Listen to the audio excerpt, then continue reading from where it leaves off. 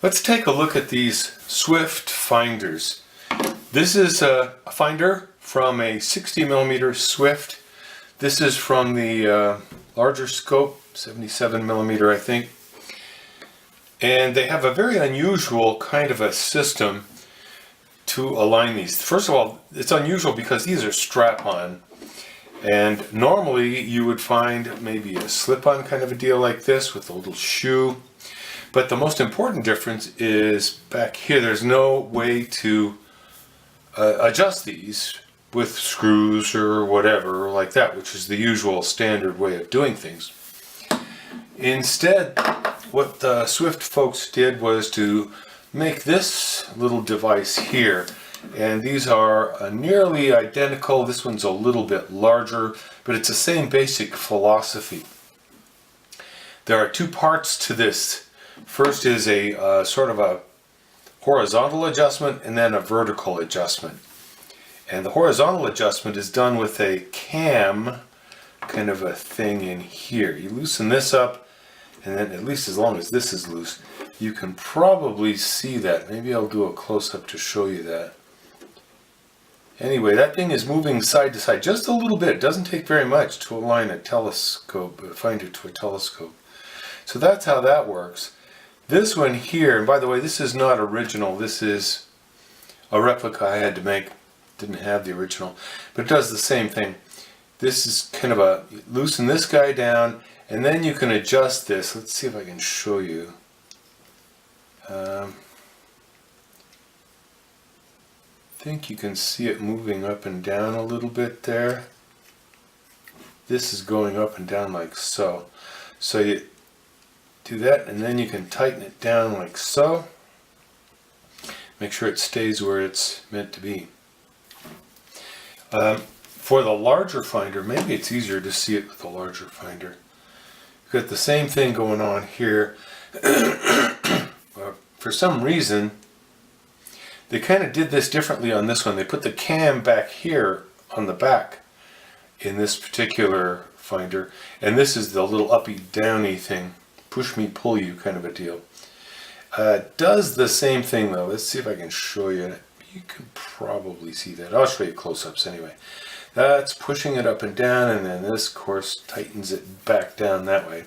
The cam device on this one is pretty strange. It's got they decided apparently that you needed more leverage on the cam. And I'll show you close-ups of the cams. Anyway, the cam here has a lever kind of a system. It's a bit of a pain because you have to hold this loose while you adjust the cam. You have to, it takes two hands to do this. So you have to, and then you tighten it down.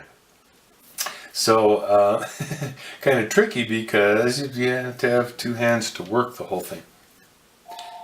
Let me show you a close-up.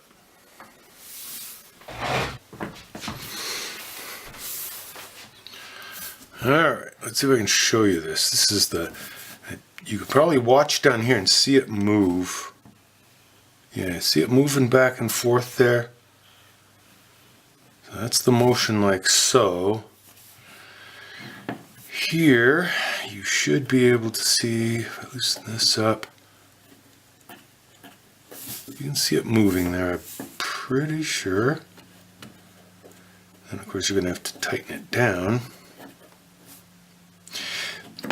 Inside here in this shoe here is an adjustable kind of the push thing that this pushes against. I don't know what you'd call that, maybe a piston. Anyway, that piston is adjustable inside there.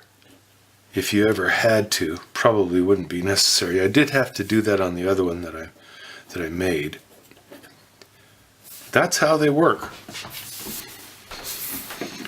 Okay, let me take this out and I'll show you the cam. I wanted to show you on the smaller one because the bigger one has those lever arms on it. It's a pain to pull those off. Okay, so now I pull this out. That's just basically just a bolt.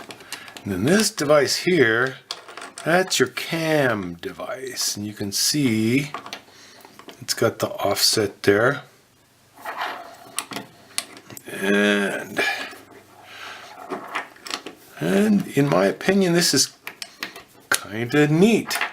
It's a little overcomplicated. You can apparently was not successful. All right, okay, here we go.